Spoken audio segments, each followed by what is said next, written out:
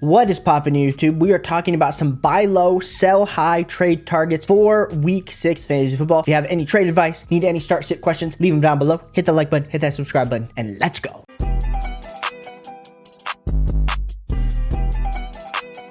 The first player we need to talk about potentially trading for is going to be our man, Bijan Robinson. Bijan Robinson, now, whoever's holding him might not be willing to let him go for someone that you drafted in the 4th or 5th round, but Bijan Robinson, up to this point, has been averaging 14.3 fantasy points per game, 4.8 targets, 72.8 rushing yards, 13.4 rushes per game. The last 3 weeks have been a few different things. He had 10 fantasy points, 18 fantasy points, and then 10 fantasy points. So we have not seen that 20 fantasy point game since the first 2 games of the season. So whoever has Bijan might be freaking out a little bit because you drafted him in the first round and you're not having the same type of upside as the guys that were drafted around him, like Travis Kelce, like Tyreek Hill, like Jamar Chase, like Christian McCaffrey. So my thing is, if you can go buy low on Bijan Robinson, maybe send a wide receiver and a running back pair to go get Bijan, I think that's something that I'm looking to doing because this Atlanta Falcons team seems to be improving. The run offense is not the concern. It's always been the passing attempts with Desmond Ridder to Kyle Pitts and Drake London. So I do think Bijan Robinson, it is a good opportunity to go see what that's going to cost in your league. Now, you might have someone in your league that's an absolute Bijan truther like me. And if that's the case, you're probably not getting Bijan Robinson. But if there is a guy in your league that's maybe a little bit worried, his team's maybe 2 and 3, maybe his team's 1 and 4, Bijan Robinson would be a good player to go try to poach from someone's struggling team right now. My next player that I'm going to be buying low is Nico Collins. Nico Collins has absolutely emerged as the wide receiver 1 for the Texans. But this last week versus the Atlanta Falcons, if you watch the game, it was pretty much a defensive slugfest. CJ Stroud, he looked good. And so Nico Collins has been averaging 15.4 fantasy points per game. Now, 93 yards per game, 5 receptions, 7.2 targets, yada, yada, yada, yada, yada, yada. The metrics look really good. But Nico Collins has always kind of been, well, he's doing really good right now, but I drafted him late. He's kind of a flex play. With this last week of really bad production from Nico Collins, I think this is the perfect opportunity to go buy low in Nico Collins, where Nico Collins is a very solid player. I still have him in my top 25 wide receivers for rest of season. So if I'm buying low on Nico Collins, if I can go trade Christian Kirk, if I can trade Tyler Lockett, if I can trade Chris Godwin, if I can trade any of those guys to go get Nico Collins, those are deals that I'm looking to do to go buy low on my man Nico Collins. My next buy low opportunity is going to be Chris Olave. Now, there's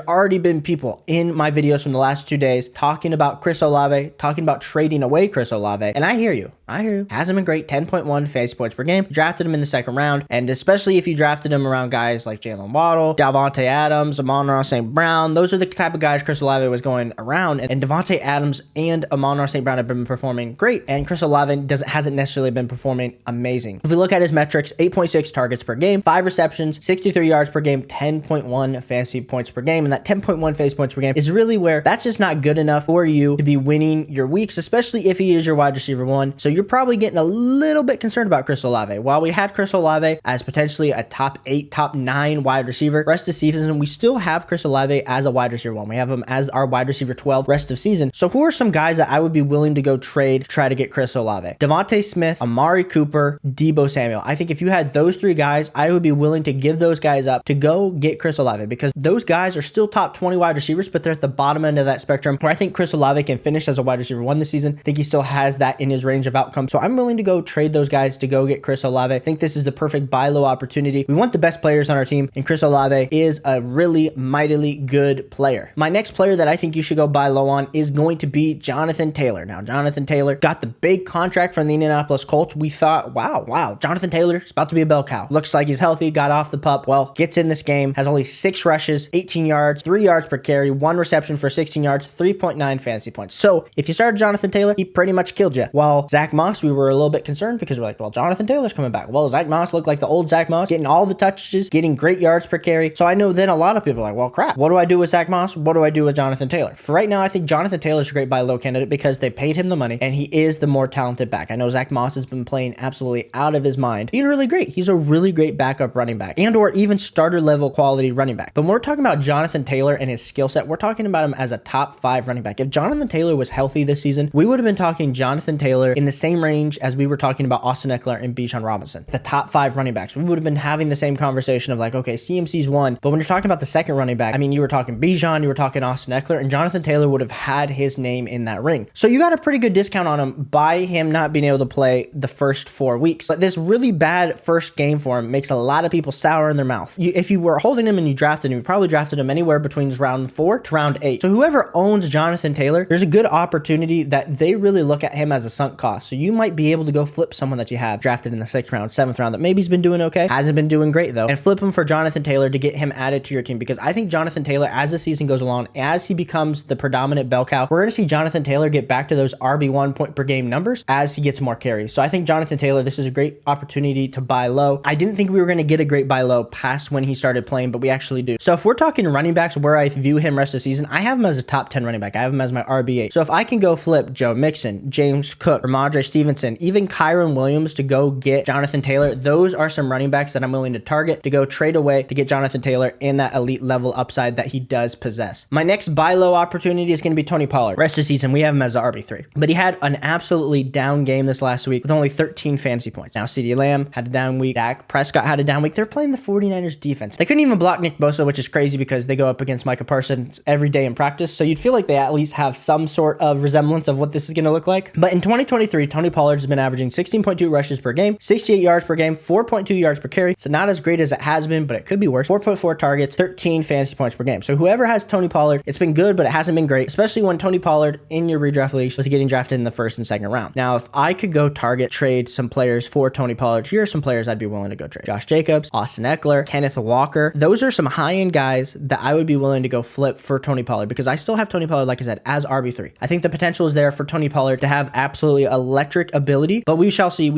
what's going to be happening with Tony Pollard. Now, we just gave you some buy low trade targets. Now, let's get to the negative. Let's talk about some sell high players. My first sell high player is going to be George Pickens. George Pickens had that game-winning touchdown catch from Kenny Pickett. Did Matt Canada call the play? We don't know. But George Pickens, I love the talent. I really do. I just hate the offense. I don't like Kenny Pickett as a quarterback. So if you can sell high after this big week 5 game for George Pickens, I think this is the time to do it. If we're able to look at our rest of season rankings, we have George Pickens as our wide receiver 28. So if we're able to go look, if we're able to flip George Pickens and we're able to go get a Mike Evans, if we're able to go get a Nico Collins, if we're even able to flip George Pickens and somehow get Justin Jefferson because he's on IR, the Justin Jefferson owner maybe wants George Pickens and a small wide receiver piece or a small running back piece. Those are all trades that I'm looking to do. George Pickens, sell high on this first hype game of George Pickens. Everyone loves Randy Moss, and George Pickens looked like Randy Moss on a few of those catches. So go trade some George Pickens. My next trade high target is going to be Dallas Goedert. You guys asked me a ton of start sit questions with Dallas Goedert, and we've been rolling him out everywhere. This last week, I was a little hesitant, and he burned me in quite a few leagues, but we have Dallas Goedert as our tight end 8. So if I can go flip Dallas Goedert, and I can go get Evan Ingram, if I can go get Darren Waller, if I can even flip Dallas Goedert in a piece and go get George Kittle, those are all moves that I'm looking to do with Dallas Goedert. Sell high on him. I just think it's going to be the roller coaster that he even talked about in his press conference. When you have AJ Brown, when you have Devontae Smith, it's hard to get Dallas Goedert, the third receiving option, touches when their running game is also so good in the backfield with DeAndre Swift and Jalen Hurts. So go trade high on Dallas Goedert. I think that's going to be something smart that you could do this week. My next guy to trade high on is Zach Moss. We talked about Jonathan Taylor being a good buy low candidate. We had Zach Moss, a sell high candidate last week. Well, the sell high window is staying open. And I know what you're going to say. Well, Caleb is getting the volume. There's no proof that even if he gets less touches, he's still not going to be fantasy football relevant. Let's be clear. You got him late in the drafts and you picked him up on waivers after week 1. We've rid the wave of Zach Moss. But if I can get out of Zach Moss right now and get good value, there's no reason not to trade away Zach Moss. I mean, we have Zach Moss as our RB35 rest of season. We told you how high we have Jonathan Taylor, but there's a lot of people that would be interested in trading for Zach Moss. If I can trade Zach Moss for Jahmyr Gibbs, Rashad White, Miles Sanders, we even don't like Miles Sanders. We think he's a sell high candidate. Jerome Ford, all of those guys would be guys I would be trying to target with Zach Moss. Maybe the owner saw this amazing game. They think, well, maybe Jonathan Taylor isn't as back as we thought. And I just think if you don't trade away Zach Moss this week, yes, he might have another great week this next week as they still bring Jonathan Taylor back slowly. But I just think Zach Moss is a sell high trade candidate. So if you like this video, hit that like button, hit that subscribe button. It means the world that you're here with me today. We want you in this community. We're trying to help you make good trades, help you do the right start sit decisions so we can all win fantasy football championships at the end of this year. Appreciate you guys tuning in,